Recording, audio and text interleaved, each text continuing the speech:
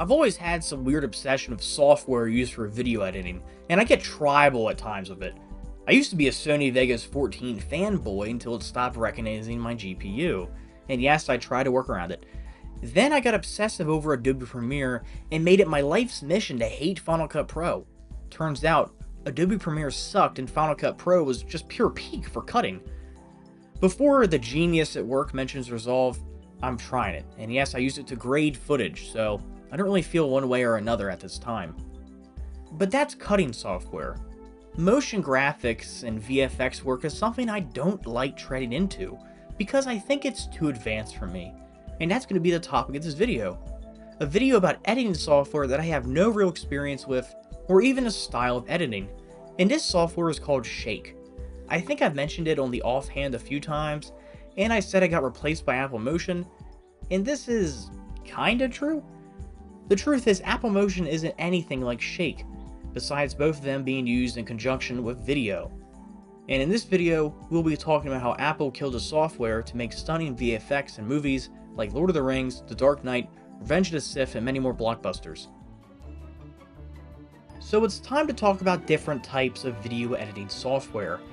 And this is going to be generalized greatly, so I usually split these up into 6 different categories: cutting, color, VFX, motion graphics, 3D, and audio.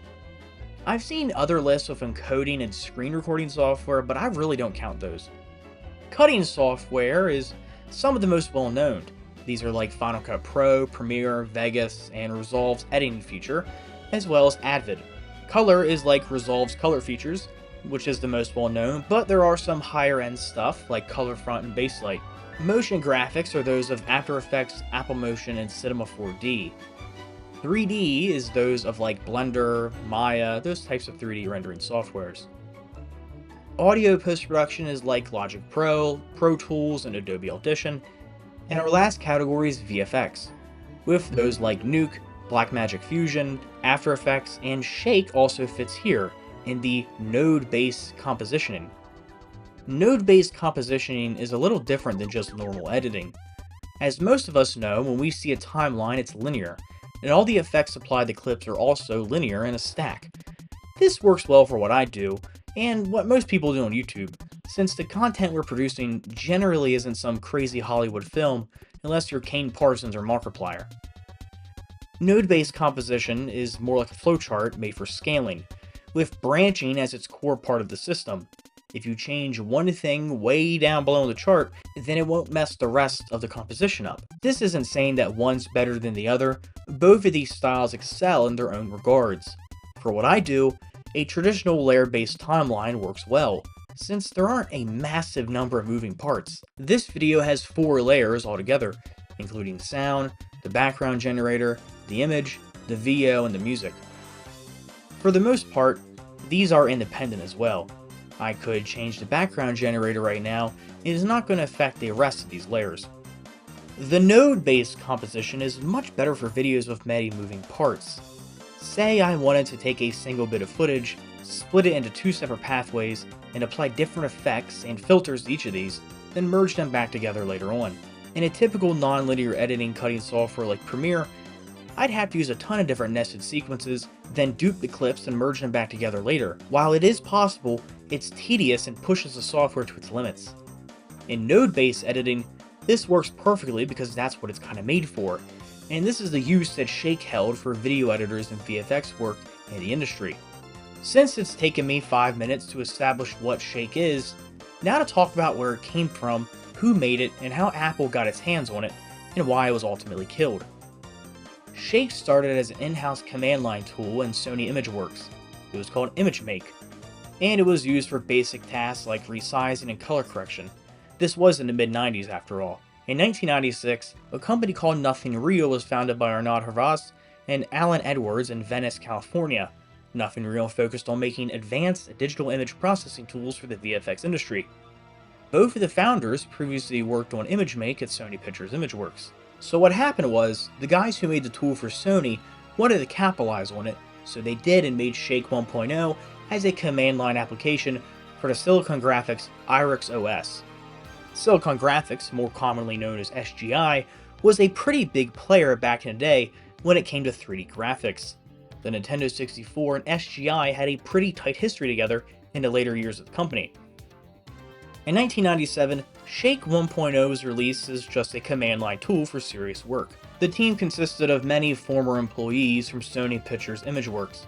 In early 1999, Shake 2.0 was released with the support of a GUI added in, and it was also released on Windows NT, Linux, and the SGI IRIX again.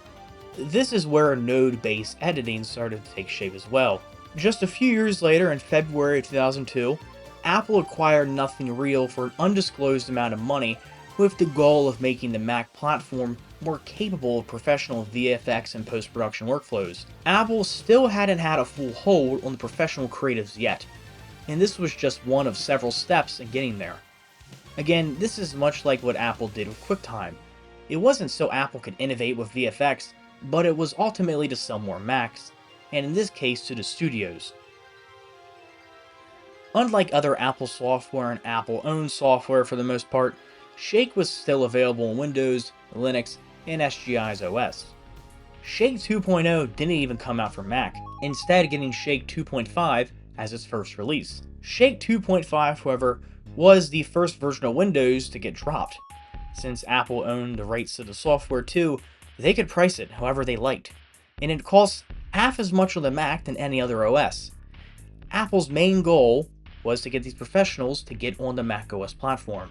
Apple did, however, keep it around for the Linux version, because killing the Linux version would also burn every single bridge with every single major studio. Linux is used heavily for rendering in the industry. Hundreds of systems per studio would be running the software, and if Apple were to break the software slightly, then goodbye to professional support for macOS and its software. Despite this, Apple had pushed incentives to VFX houses to move over to Mac. At NAB 2003, Apple announced Shake 3.0, and it came with macOS exclusive features, like the Shake QMaster networking rendering management tools and unlimited network rendering licenses, to be used in tandem with the Xserve servers, or PowerMac G4s.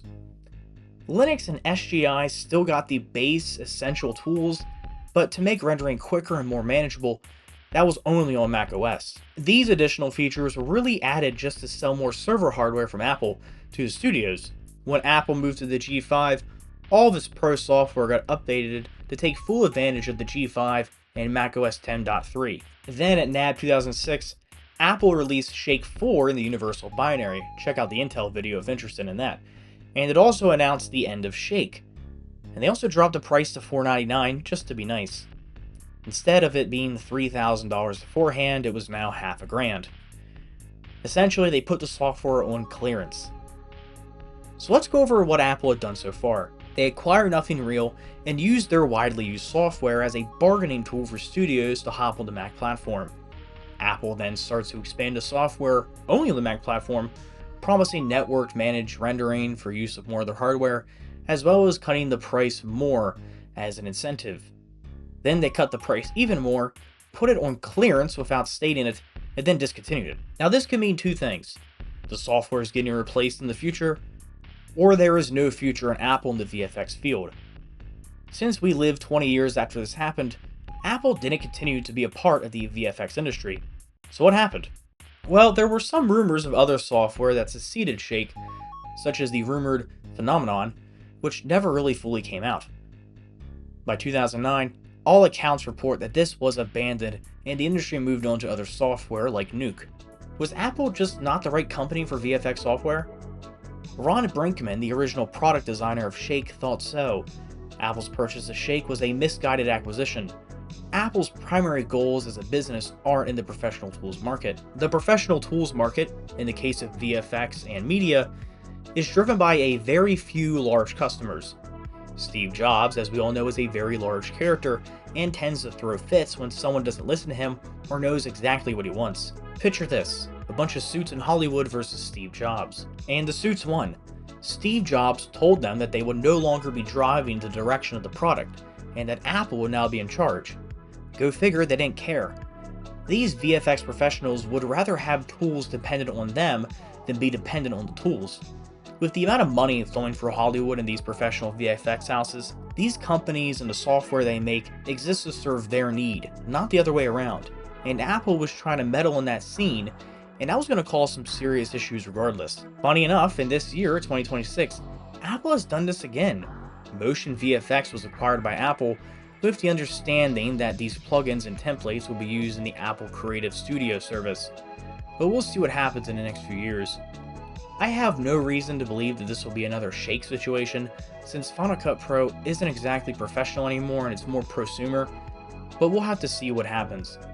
Moving further back in 2024, Apple did the same thing with Pixelmator. Only time will tell to see what comes out of this Motion VFX acquisition. I'd like to thank you all for watching, and thank you, remember, if you enjoyed the video and made it this far, I appreciate it. Until next time, goodbye.